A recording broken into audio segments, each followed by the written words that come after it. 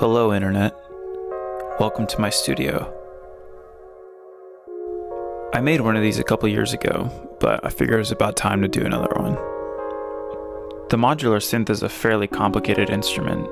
Each module is made by a different manufacturer and you have to connect them manually. The end result is that you have to learn each individual section and know how it affects the overall sound. It's pretty nerdy, but I love it. The Fender Rhodes 54. It's a relatively rare model, and I got it off of Craigslist for basically nothing. They had no idea what it was worth. Next up is the Yamaha CP70. It's a real piano with a pickup inside, so you don't need to mic it.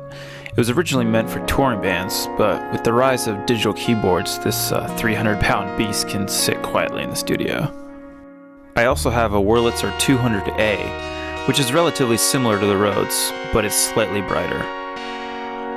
Here's a Fender Deluxe Reverb head. I love the reverb tank on this thing, even if it's slightly noisy.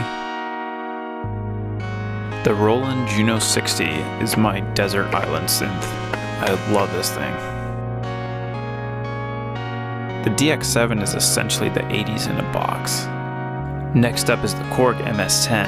Manufactured in 1978, it features a whopping 1 oscillator. It makes up for it with one of the most unique filters out there. It cuts through everything. The Minimoog Voyager XL is the modern version of the holy grail of synthesizers, the Model D. I also have a 1973 Univox Mini Korg, not to be confused with the Micro Korg.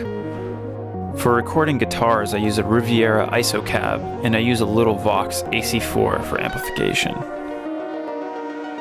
The Neumann U87 is arguably the most versatile mic available. My signal chain is somewhat bloated and complicated, but it works for me. It starts with Ableton Live, then goes through a UA Apollo, an Antelope Orion 32, into a Rascal Audio summing mixer, which is then fed into an API 2500 and a Clariphonic. For a computer, I use a Mac Pro with a stupid amount of RAM, SSD in the works. For monitoring, I'm using the SE Monroe Eggs.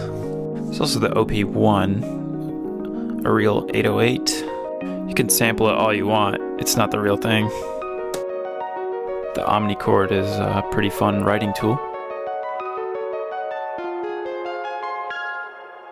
The Gibson SG is my go-to guitar. I absolutely love this thing. I've had it since I was 15 years old. The Fender J-Bass is a bit of a workhorse. It has a bit of a reputation, and deservedly so.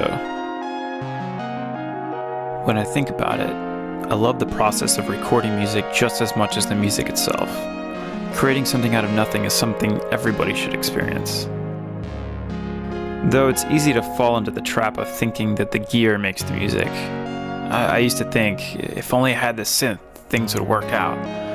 The truth is that the gear is nothing for you. You still have to write the songs. On some level, I do feel that gear can inspire.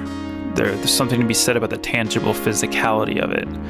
I personally feel more connected to my music because of that. With that said, a kid with a laptop can make something that has more impact than anything I've